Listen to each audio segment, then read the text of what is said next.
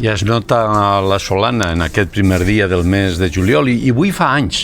que entra en vigor l'Estatut d'Autonomia de la Transició, primer text en què es recuperava una part de l'autogovern que es va estar arrabatat el 29 de juny de 1707, mitjançant l'entrada en vigor del decret de nova planta dictat per Felip V de trista memòria.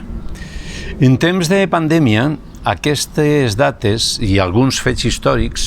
resten amagats degut a l'alarma sanitària que puja i que baixa segons les mutacions del coronavirus o el destrellat de les persones que sols pensen amb el seu gaudi i amb la seva manca de solidaritat. I és això pel que estan influint sobre la incidència general de persones afectades. Cada vegada més, les malalties de procedència animal